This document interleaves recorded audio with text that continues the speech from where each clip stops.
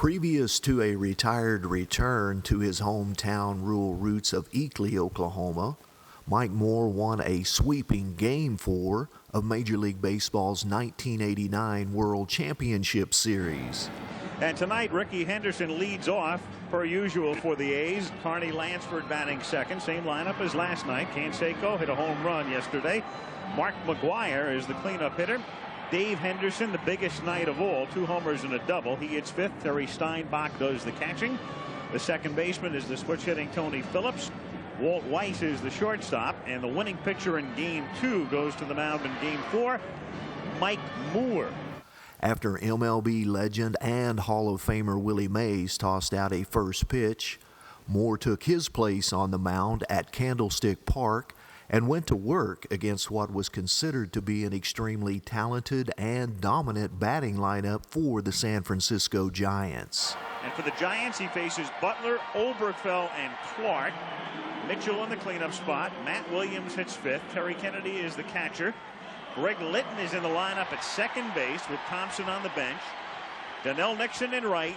Don Robinson, a great hitting pitcher. Ironically, Oakland not only beat the Giants in Game 4 behind the arm of Mike Moore, in only a second at-bat of his major league career, Moore revealed to the world that he was a great hitting pitcher. You doubt that Robinson has a scouting report on Moore, don't you? Has trouble with the thrown ball. And it's hit in the air to center field, and Butler races back, and it's over his head. Henderson comes in to score. Weiss is being waved in. He scores on the first hit by an American League pitcher since 1979 in a World Series game. Although a surprise to ABC television announcers, Caddo County, Oklahoma baseball fans were, knowing the history of Mike Moore, tuned in with expectations of plate production. As one of the most dominant high school pitchers ever in the state of Oklahoma, Moore had hit over 500 his senior year for the Eckley High School Eagles in 1978. He had hit a home run shot at Dodger Stadium for the USA Collegiate All-Star team versus Japan in 1980. Moore went 1 for 2, with that one being a towering home run blast for Oral Roberts University against Oklahoma State in the NCAA 1981 Midwest Regional. He also held one of the greatest hitters of all time hitless in an Oral Roberts defeat of San Diego State in that same 81 Regional. With a limited number of at-bats, this rising pitching star hit 500 at the AAA professional level in Salt Lake City, Utah. Moore had earned justifiable respect by the time he approached the plate again in the top of the 4th inning. Mike Moore, whose double in the second inning, the 2-run double over Butler's head, has been the key hit in the game, will be coming to the plate. I wonder if Mike hit on the sandlots of Eckley, Oklahoma. Well, how many sandlots would there be in Eckley, Oklahoma? Maybe one. Mike from a town 70 miles west of Oklahoma City, Eckley, Oklahoma, town of 300 people, about 13 miles from Binger, where Johnny Bench is from.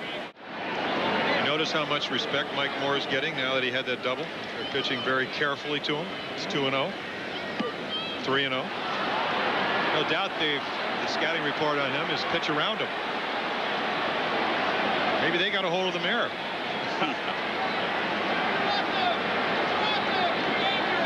3-0 pitch. If you've ever seen a take sign in effect, it's right there, 3-1. I got to think he was probably, with 300 people in the town, the #1 pitcher on his high school team. Johnny was telling us before the game he played against his older brother. Ripped back into the glove of Lacoste. Wow. Parker may eventually lose his job as the DH the way this is going. Moore with a double and then a shot back through the middle. 2 down. I always thought third base was the reflex position, and this is, look what I found. Oh yeah. Following Moore's hard-hitting and solid 6 innings of pitching in the clinching Game 4, the A's bullpen closed the door on Giant hopes. Phillips flips to Eckersley. Yes. Before celebrating triumph in this '89 World Series championship with his Oakland A's teammates, Mike Moore and millions of others survived a massive and tragic 6.9 magnitude earthquake that jolted the Bay Area just 10 days earlier. They've had two great pitching performances against us. Stewart pitched a great ball game, and I thought he had an excellent split finger go along with his 92-mile-an-hour fastball, and then Mike Moore comes along and that day the second game even had a better one than Stewart. Flash forward to the bottom of the fourth inning. Dave Parker barely by inches just misses a home run. Candy Maldonado with the hesitation, allowing Jose Canseco to score, and he fails to get Dave Parker at second base, so the Oakland A's take. I'll tell you what, we're having an Baseball commissioner at the time, Fay Vincent, addresses the press and stadium crowd following the catastrophic earthquake. Ladies and gentlemen, we are postponing the game because there is no power in the stadium. We would like you to leave in an orderly way. I don't believe there's any great danger, but we have no idea when the power is going to be on, and we have to get people out of here before it gets dark. Gentlemen, power has been interrupted. The game has been called. Can you please leave the stadium in an orderly manner? 60-some thousand fans at Candlestick Park tonight. The ballpark itself did suffer some damage. No one hurt or injured or killed there, we're told. The third game of the World Series, however, was understandably canceled. When it can be rescheduled, we don't know. We don't know what happened in Oakland tonight, for that matter.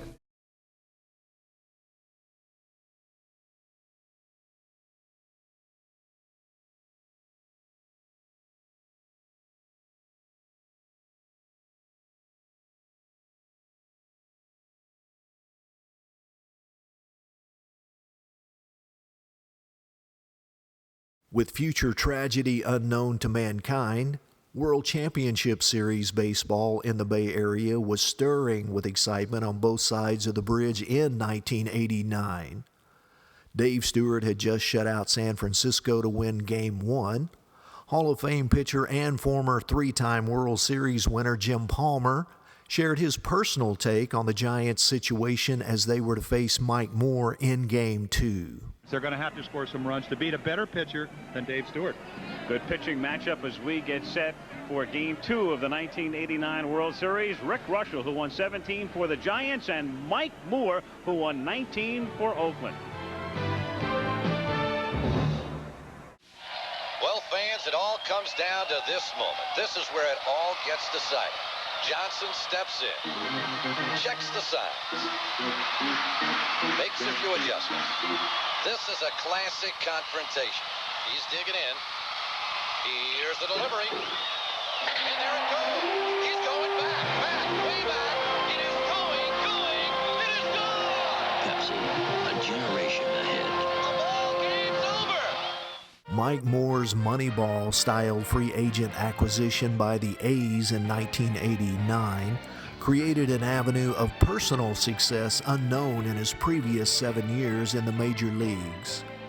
As Moore walked to the mound in Game 2 of the '89 World Series, it was with a confidence that prevailed throughout Oakland's organization and reflected the strategic genius of manager Tony La Russa. And going to the mound will be Mike Moore, who pitched in relative obscurity and anonymity, though those in baseball knew he had a terrific arm. In several seasons with the Seattle Mariners, became a free agent, signed with Oakland, and was 19-11 this season for the A's. And let's get the inside pitch on Mike Moore of Oakland as we check in with Steve Sachs of the New York Yankees. Mike Moore is an outstanding all-around pitcher. He's got three very good pitches: fastball, slider, and a forkball. His out pitch to the right-handed hitter is going to be the slider away from him. For the left-handed hitter, it's going to be the forkball, but he has a tendency to throw that forkball for wild pitches. In essence, though, Mike is a good closer. As a matter of fact, he's one of the few guys around the league who can reach back and get something extra on that fastball. Also, he's very tough to run on. Hall of Famer and World Series champion Joe Morgan visited pregame with Giants center fielder Brett Butler about any change of strategy in the upcoming Game 2. Well, you and Robbie Thompson ignite the Giants' offense. You didn't do much last night. Mike Moore is a similar pitcher. Do you plan anything different against him than you did Dave Stewart? Well, maybe we need to try to take a few more pitches. I think being the first game of the World Series, there was a few jitters. I know I had them the first time up. Maybe tried to do a little bit too much after they scored 3 or 4 runs. Defensively for the A's, and their lineup is the same as last night. Ricky Henderson, Dave Henderson, and Jose Canseco in the outfield. The infield of Carney Lansford, Walt Weiss, Tony Phillips, and Mark McGuire. Terry Steinbach is back of the plate. Mike Moore is on the mound. Eakly, Oklahoma's Mike Moore would proceed to strike out 7 Giant batters in his 7 innings of work in a Game 2 5-1 Oakland victory in the '89 World Series. Williams got on strikes. Third time he has struck out in 5 at-bats. 2 out, bases empty, and the 1-2 pitch to Maldonado is a half swing, and down he goes. 2 strikeouts to Moore. Giants come in the second. It remains 1-0 Oakland. So a 2 out, the 2-2 to Clark is swung on and missed, but it bounces away from Steinbach, who has to throw him out at first, and he does. And down goes Williams, who has gotten his number thus far in the World Series, 0 for 6 and 4 strikeouts. 4 in the game for Mike Moore. Moore continued to strike out Giant batters while winning one of his 4 career postseason victories. Kennedy got on strikes. So Mike Moore, working on 10 days rest, has struck out 5. 1 ball, 2 strikes. And down goes Thompson. And that's 6 strikeouts for Moore. At the end of 4.5, 5-1 A's. Mike Moore concluded his part in Game 2 with a walk-off 7th-inning strikeout before giving way to the A's bullpen. And Kennedy gone, and they're 2 for 31, the bottom 5, as we go to the bottom of the 7th. Now on video cassette, there's nothing like a major league team, and they were nothing like it. Tom Berenger, Charlie Sheen, and Corbin Burnson. Major League on video cassette from Paramount. Winning 2 games in the 1989 World Series with the Oakland A's, Mike Moore not only became a champion of the highest caliber, he elevated himself into a realm of the best when it comes to Major League Baseball pitchers from the great state of Oklahoma. Moore's career 1,667 MLB strikeouts is tops among any and all red dirt, red-blooded, born and raised Oklahoma flamethrowers. Before basking in the glory of a World Series baseball championship with his teammates from the American League Western Division, Oakland, the opportunity to even have that chance was challenged by the American League's Eastern Division winners from Toronto. With Oklahoma baseball fans tuned in and anticipating the experience of potential World Series excitement, Mike Moore was called upon and did his part to increase the Oakland A's chances of advancing to the World Series. This in Game 2 of the American League Championship Series held at Oakland's Alameda County Coliseum. While pregame hype focused on his opponents, Mike Moore quietly warmed up as expert baseball announcers Bob Costas and Tony Quebec shared their scouting report insight. Mike Moore, 19-11. Nasty. Very nasty. Wicked stuff. ERA 2.61, and he threw 3 shutouts. We'll check the lineups when we come back.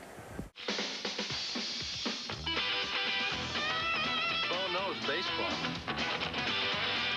Bo knows football. Bo knows basketball, too. Bo knows tennis? No. Bo knows weights. Bo, you don't know diddly. Seems Bo knew everything except how to play hockey, the population of Eakly, or whether the A's or Blue Jays would advance to the '89 World Series. With manager Tony La Russa and pitching coach Dave Duncan looking on, Mike Moore eliminated some, if not all, of the doubt existing on a beautiful baseball day in Oakland. A day not to be forgotten. Mosby, Wilson, McGriff. Bell in the cleanup spot in left. Fernandez at short, not your typical number 5 hitter. Witt will catch, Gruber at third, Mazzilli to DH again, and Liriano at second base. Mike Moore went 19-11 this year. He threw the only 3 complete game shutouts on the staff, but they rely so heavily on their bullpen. They had 17 other combined shutouts where the bullpen finished up. He has, as Tony said, wicked stuff. Used to be just fastball, slider at Seattle and too much in the middle of the plate. But he's developed a hard forkball. He'll cut the fastball more now, and he's on the corners more.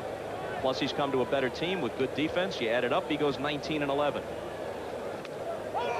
Mike Moore continued a winning tone in Game 2 for Oakland with his very first pitch of that contest. Toronto-based cable network TSN carried what they considered the dim highlights of that particular day. Up front today, Game 2 in the American League Championship Series. Yesterday, Blue Jay veteran Dave Stieb didn't have quite enough, and that doubled the pressure on the youngster on the mound for Game 2. 20 years after his dad helped the Miracle Mets, young Todd Stottlemyre took to the mound for the most important game of his life. Up front today, Game 2 in Oakland.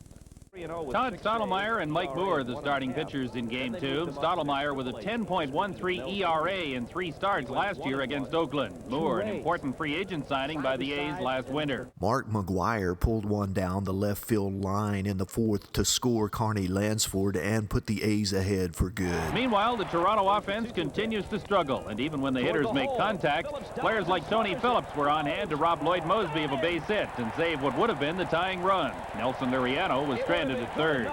And while the Blue Jay bats were silent, Oakland's big hitters were getting to Stottlemyre. Dave Parker hit the first pitch of the Oakland 6th into the right field bleachers for his first ever postseason home run. The Jays' big hitters threatened in the 8th as Toronto loaded the bases with nobody out. McGriff delivered 1 run with a single to right field, and Bell delivered another when he grounded into a double play. But the rally fell far short. Oakland prevailed 6-3, leads the series 2-0. In what would be his first ever postseason game against Toronto at the Coliseum in Oakland, this in the '89 American League Championship Series, Mike Moore would hold the Blue Jays to only 1 run on 3 hits within what would become a standard postseason 7 innings of work. Ricky Henderson comes in, Walt Weiss goes out, and it's Ricky's play. 3 up, 3 down. Previous to becoming an American League and World Series champion, Mike Moore would find himself wrapped up within the excitement of Oakland's Western Division pennant-clinching game against the Texas Rangers on the evening of September 27, 1989. Gary Steinbach behind the plate, and Mike Moore makes his 35th appearance and start of 1989.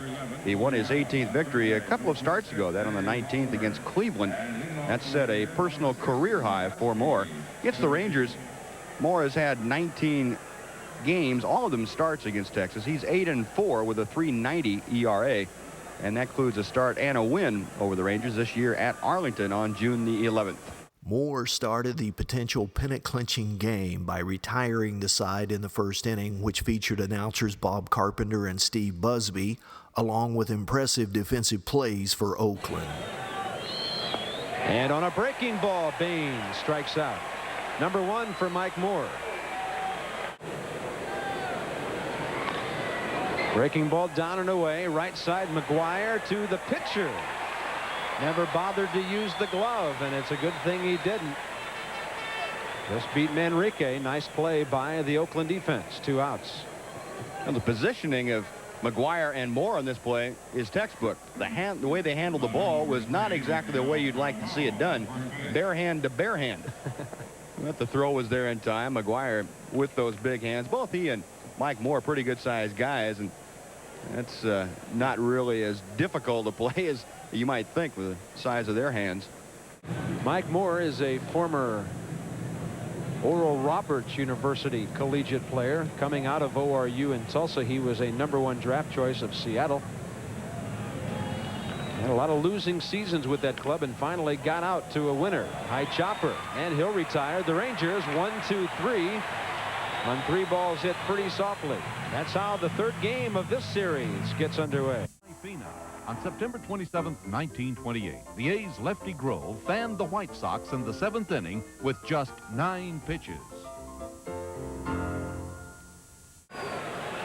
Top of the 3rd, Mike Stanley hitting for the Rangers. He's the number 7 man in the lineup. Mike Moore really has them swinging at air tonight. He's from Eakley, Oklahoma. Mike Moore is.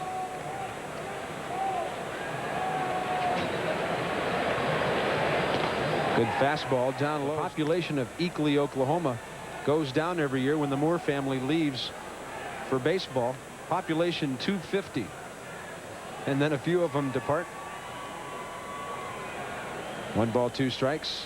Stanley swinging at a pitch in the dirt, but he got a piece of it. Talk about a new lease on life, Steve. In 7 years, Mike Moore was 65 and 96 with an ERA of almost 4.5 and only 2 shutouts.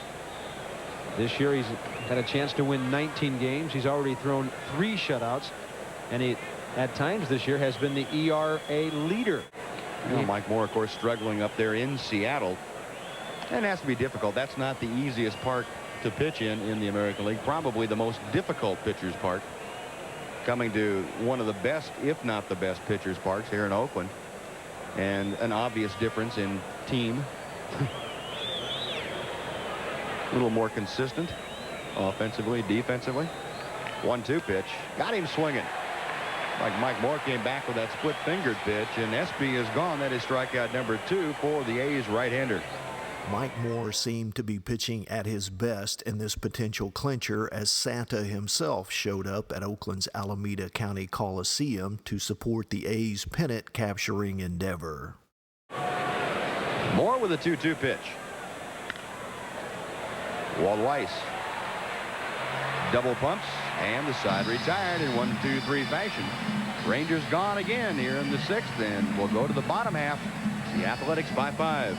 We're bringing back an old favorite. Who? Me? It's McDonald's Big Double Cheeseburger Reunion. Well, it's about time. For a limited time, get a double cheeseburger for just 99 cents. Now, that's a fair price. 99 cents for the big taste of 2 all-beef patties and golden melted cheese. The old double cheeseburger for an eensy-weensy price trick. So hurry in for McDonald's Big Double Cheeseburger. For a limited time, it's just 99 cents. May I say, that's a lovely price. Thank you, Eddie. Trying to find a solution to Mike Moore here. Moore has only given up 1 base hit. He's faced the minimum through 6 innings, and well, he has been tough. And I think this really points out, Bob, how an important an addition Mike Moore has been to this Oakland staff. Well, we're seeing some of the dimensions of the Oakland ball club tonight, Steve. We've seen the power, we've seen the defense, we've seen the pitching. The only thing we haven't seen that really hasn't been necessary is the speed that can make things happen. But the Oakland Athletics all around looking very good tonight. And the Rangers have a lot of work to do to try to get back into this one. Oakland trying to wrap up the American League West with a victory here tonight. And Rangers trying to put a stop to it. Cecil Espy to start things off in the 7th inning. Rangers facing Mike Moore, and back with the play-by-play, not Batman, but Bob Carpenter. Holy playoffs, Robin. Espy hitting ahead of the Rangers' second baseman, Fred Manrique. Mike Moore catches the outside corner with a fastball. Moore was an All-American in '81. A Sporting News All-American at Oral Roberts University. He was 12-2 in college that year. And he doesn't walk people often, but he gives the Rangers a leadoff runner here in the 7th. Despite a walk to start the 7th inning, Mike Moore did not allow a run as he continued his untroubled cruise through a full 7 innings against the Rangers in this pennant-clinching contest. There's a double play ball. Should be easy for Weiss. He stayed away from Espy, and every time the Rangers get a runner tonight, he dies in a twin killing. It's happened 3 times. 7th inning stretch time. The A's are getting closer, leading the Rangers 5-0 after 6.5. As the end-of-game excitement escalated, Moore waited and watched patiently from the A's bench for a celebration of victory and a Western Division pennant to begin. Busby strikes out on a low inside breaking ball. 1 out.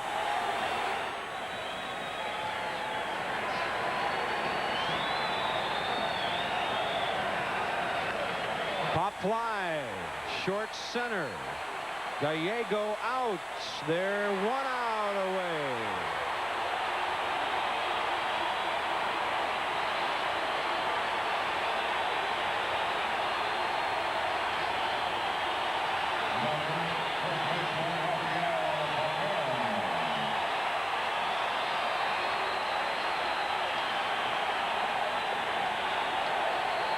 By far, they have the most wins in baseball. They're after number 96 here tonight.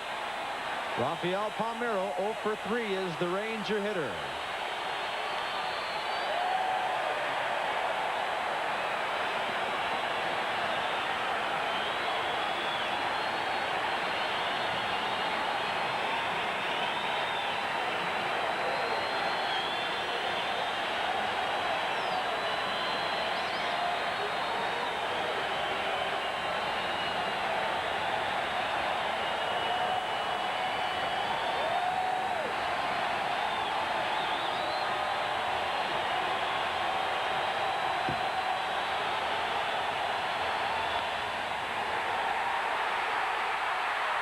As the A's celebrated championships in '89, Hall of Famer Johnny Bench shares his thoughts some 30 years later with an intrigued audience at Mike Moore's 2019 Oklahoma Sports Hall of Fame induction.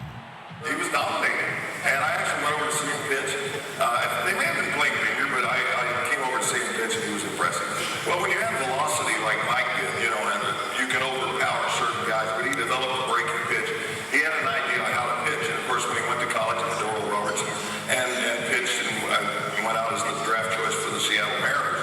And, you know, obviously we know that he's had such great success. I mean, he's won over 160 games, I think, which is really hard to do. And, he knows what it is to work hard. 2 people from Caddo County in the Hall of Fame, man. You deserve this honor, and what a great career you've had. It's almost a business-like, rather subdued celebration by this Oakland club, as if they expected all along they would be the Western Division champions. They certainly are carrying themselves like that.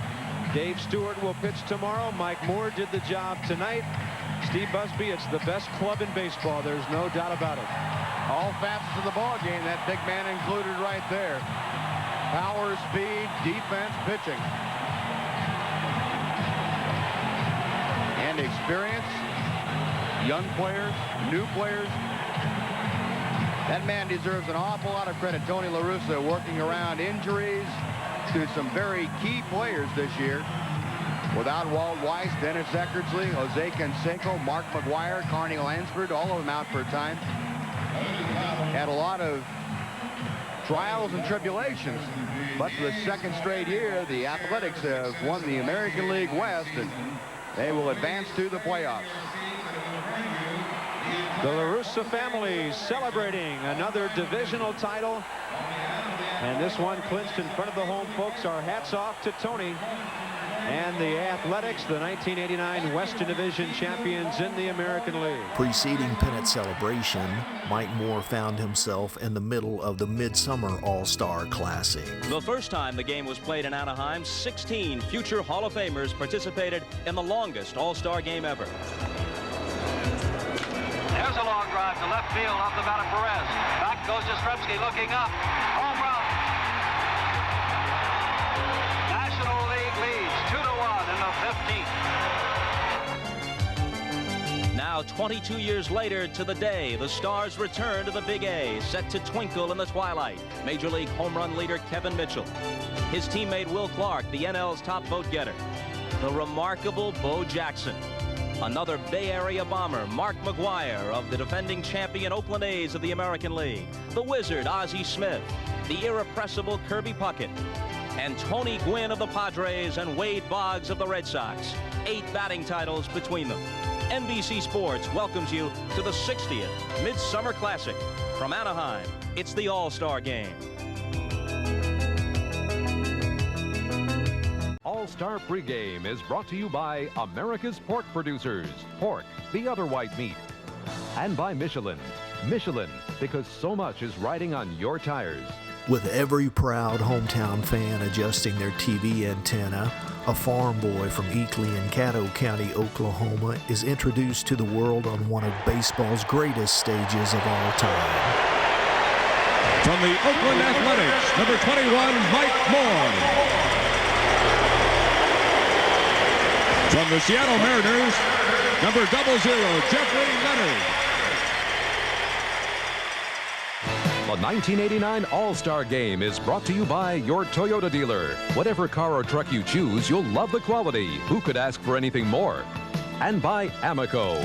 For 100 years, you've come to expect more from a leader. Vin Scully and Tom Seaver call Moore's fifth-inning All-Star moment. Two changes for the American League. Gary Gaetti takes over at third, and Mike Moore on the mound.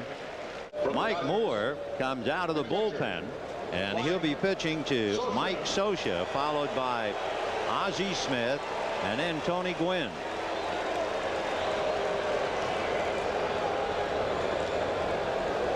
Fastball strike. Interesting turnabout for Mike Moore. He was 30 games under 500 in his Mariners career, and it ended when he signed with Oakland as a free agent. And suddenly he's an all-star. Last year, 6-4 in the Kingdome, 3-11 on the road. But I guess the biggest thing, the way La Russa and his pitching coach Dave Duncan have worked him in the pitching staff. Moore last work on Thursday for Tony. He worked 7 innings on Thursday, so he's well rested. You wonder if Tony is going to run his pitchers out there 1 inning at a time, which he's done so far. All the pitchers for the American League have been starting pitchers. Stewart started, Ryan started, Gubicza, Moore, and he's got the bullpen ready. There's one more starter down there, and Greg Swindell. Then he's excuse me, Chuck Finley. Then he's got Henneman, Jones, Plesac, and Russell. That's all. That's all. So maybe so. It looks like exactly the way things are going.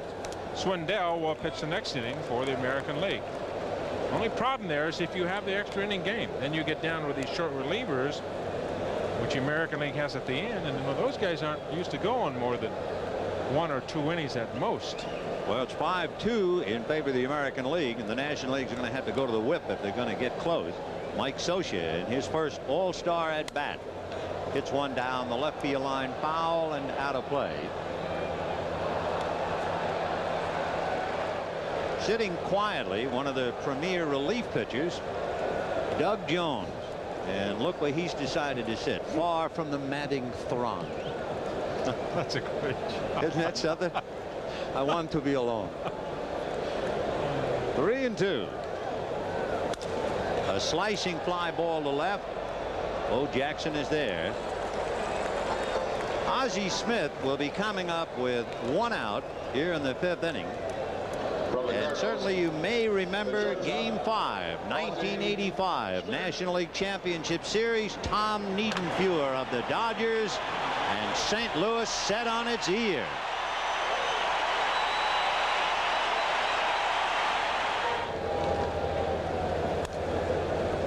Oh, it happens every 4,000 at bats. Oh, yeah. Like clockwork. It's just timing. It's not how many you hit, it's when you hit them.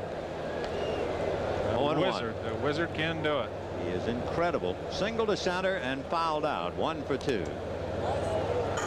We were asking him once about his acrobatic ability, and he said as little kids they used to go near a furniture store. There's a lot of sawdust on the floor, and they'd take a sway back board and put it between 2 sawhorses, and they would bounce on the board and then fly into the sawdust. Then eventually he got to where they were using trampoline. And he does a rather remarkable backflip sometimes in taking his position. And when he was on the DL, his son, his little boy, ran out and did the backflip. Osborne Smith.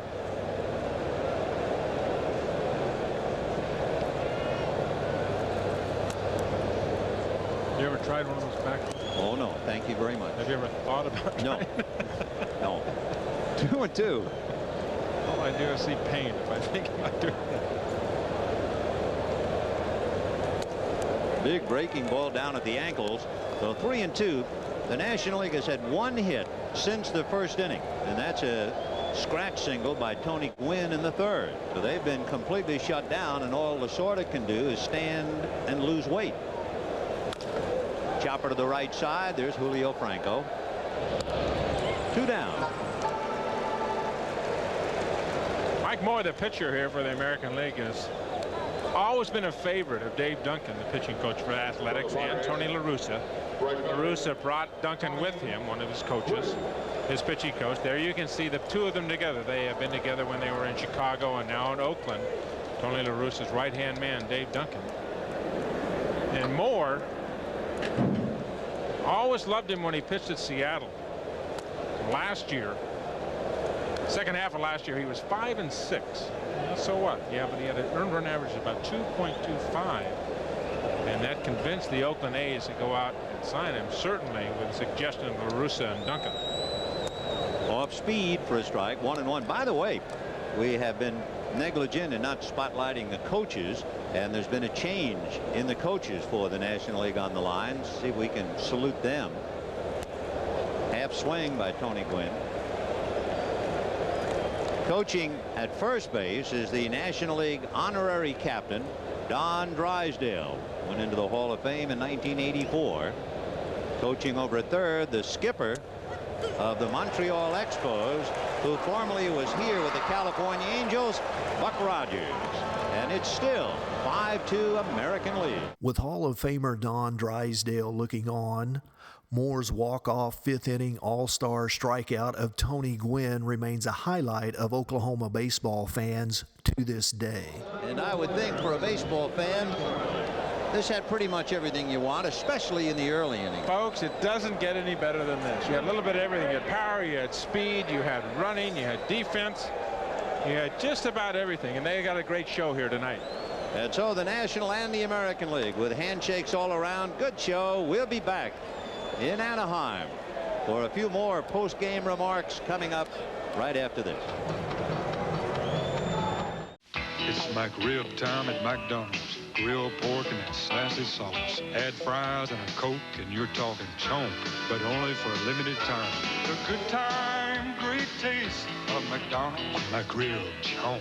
With minimal thoughts of playing in an all-star game or Major League Baseball's World Series Classic, Mike Moore spent his first 7 professional seasons within the Seattle Mariners organization.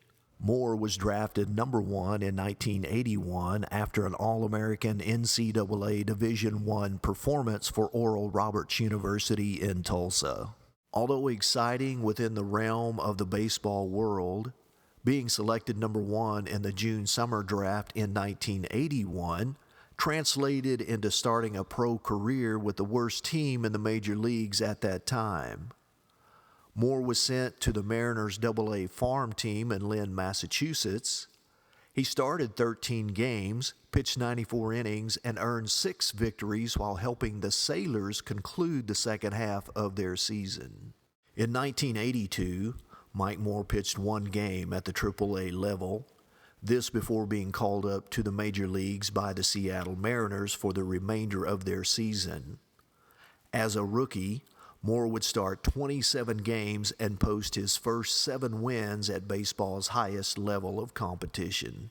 In the course of his rookie season, Moore witnessed baseball history as Hall of Fame pitcher Gaylord Perry won his 300th career game, this against the Yankees in Seattle's Kingdome on May 6 of 1982.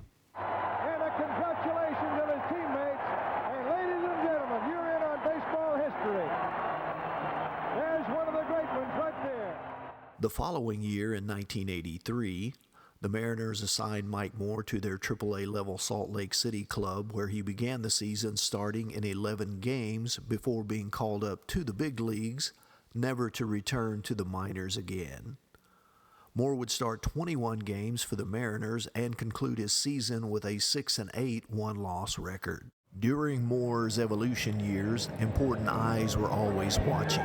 Mike Moore, big Oklahoman, 6'4", 205 pounds, born in Eakley, Oklahoma. Although what seemed to be a struggle in Seattle, baseball blessings would be lurking nearby in disguise. Mike Moore, the first player picked in the free agent draft of 1981.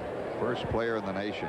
quite possibly disguised as White Sox manager Tony La Russa and pitching coach Dave Duncan. Ground ball, shortstop side, fielded by Owen. He throws Fisk out. So the count 2-2.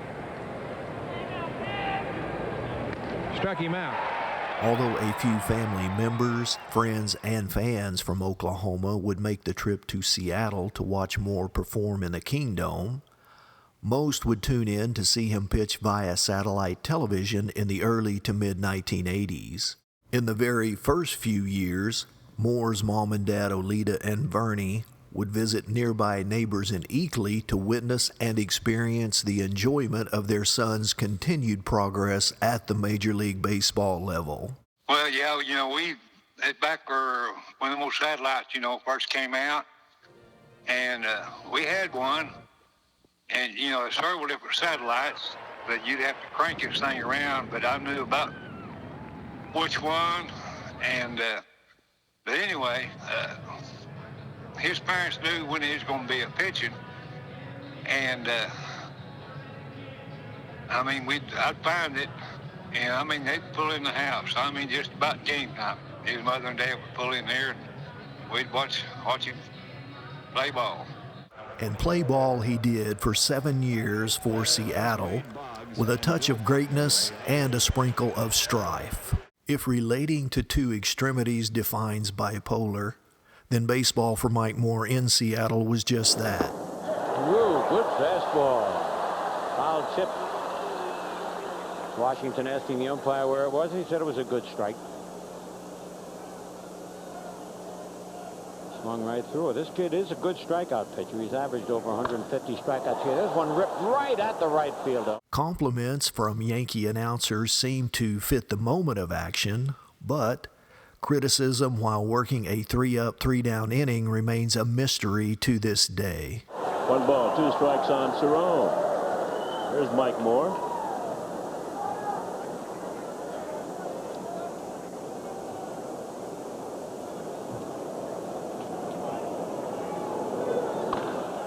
Right to the shortstop, Quinones. Takes his time, and there's 2 outs.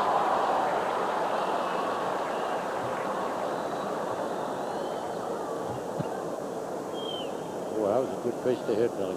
2 strikes on a hitter. That's not a very good pitcher's pitch. No.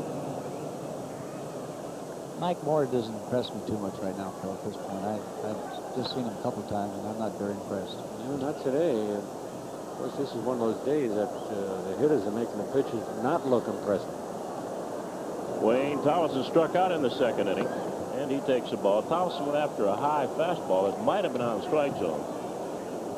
The Yankees tied it in that 2nd inning. Pal Rudel led off with a double, and then Claudel Washington got him in with a 2-out double.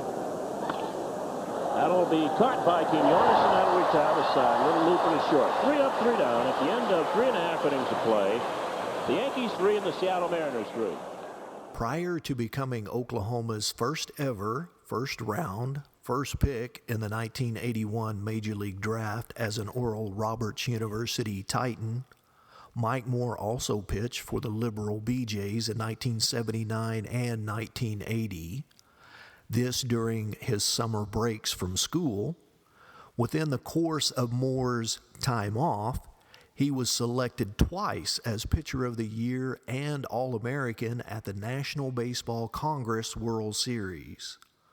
Moore was acknowledged as one of the best BJs of all time during the 2019 National Baseball Congress Hall of Fame induction ceremonies. Behind the young and strong arm of Moore, the Liberal BJs won the World Series hosted by the National Baseball Congress in 1979. Before ORU and Liberal, Mike Moore posted the most single-season wins, 24, and career wins, 85, of any Oklahoma high school player of the time. Moore also posted the national single-season strikeout record of 360 batters during his senior year at Eakley High School in 1978. Moore compiled a .05 earned run average while pitching 144 innings for the Eagles of Eakley, Oklahoma. Moore's best friend, Darryl Scales, shares thoughts of their baseball time together at Eakley. I'll tell you what, you could catch Mike. Well, heck, when he was going to big leagues, I'd catch him with a fielder's glove, but he'd break the pocket out of it. But I caught him so much that, you know, once you get your hand beat up, you get to where you learn how to catch it without beating your hand up. Mike always had good control. He always threw hard. Following his senior season, Moore was drafted by the St. Louis Cardinals, but turned them down along with a basketball scholarship offer from the University of Oklahoma to attend ORU. Mike was a good shooter. I mean, if we had the three-point line, I don't know if he would have averaged any more points because people would have went out there and guarded him more. You know what I mean? Because he could shoot it, it kept the lane open. It don't seem right, but it made it easier for me to work. Previous to an Oklahoma State high school championship, a National Baseball of Congress championship, an American League Western Division championship, an ALCS championship, and a World Series championship, Mike Moore was an OK Kids Little League Pee Wee champion in 1970. Eakley's Little League star would toss a no-hitter against future five-time MLB All-Star Joe Carter and the Millwood Minks. Eakley would then squeak out a 13-12 high-scoring victory against some Okies from Muskogee and proceed to being crowned Pee Wee champions of Oklahoma as Moore struck out 12 batters in 5 innings against the Sooners from Del City. OK Kids baseball in Oklahoma is where most young players discover a successful start towards school ball, Legion ball, college ball, and, for a chosen few, the big leagues. Brian Baker, former Little Leaguer from nearby Lokiba Sickles, remembers facing Mike Moore while growing up on the red dirt ball fields of North Caddo County. He was just so much taller than everybody, first of all. So he's a really tall kid, and then he's standing on top of the pitcher's mound, so he just looked like he was 10 foot tall. And then he threw the ball harder than anything we'd ever seen before. So we remember, talking amongst ourselves even then thinking, gosh, if this guy can't make the major leagues, what does it take? So, we thought he probably had a pretty good shot even back then. Mike Moore would make good on that shot at the big leagues. He played 14 years in the major leagues with the Seattle Mariners, Oakland Athletics, and his last 3 with the Detroit Tigers. While most Little Leaguers chase the dream just to have to wake up someday, it was the dream that chased Mike Moore. And now for your 1993 Detroit Tigers. First, the winningest manager in Tigers history in his 15th season with the club, number 11, Sparky Anderson.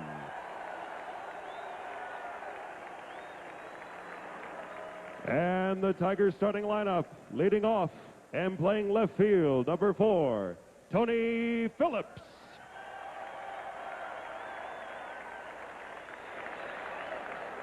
Batting second and playing second base, number 1, Lou Whitaker. Batting third, the shortstop, number 24, Travis Fryman. Batting fourth, the first baseman, number 45, Cecil Fielder.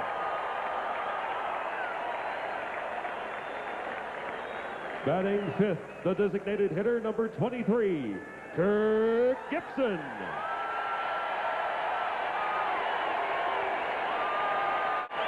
The sixth hitter, the right fielder, number 28, Rob Deere. Batting seventh, the catcher, number 20, Mickey Tettleton. Batting eighth, the third baseman, number 7, Scott Livingstone. And batting ninth, the center fielder, number 22, Milt Kyler. Today's starting pitcher warming up in the bullpen, number 21, Mike Moore. For the Detroit Tigers, brought to you by Southwest Airlines in the outfield, Phillips, Kyler, and Deere. Around the infield, Livingstone, Prime, and Whitaker. Fielder, Teldon behind the plate, and Mike Moore on the mound for the Tigers, making his second appearance against his former teammates. Mike Moore isn't pitching against left-handers, isn't pitching against pinch hitters, he isn't pitching against the Yankees. He's pitching against time. He's pitching against the future, against age, and even when you think about his career, against ending. And tonight, I think he might be able to use that aching old arm one more time to push the sun back up in the sky and give us one more day of summer.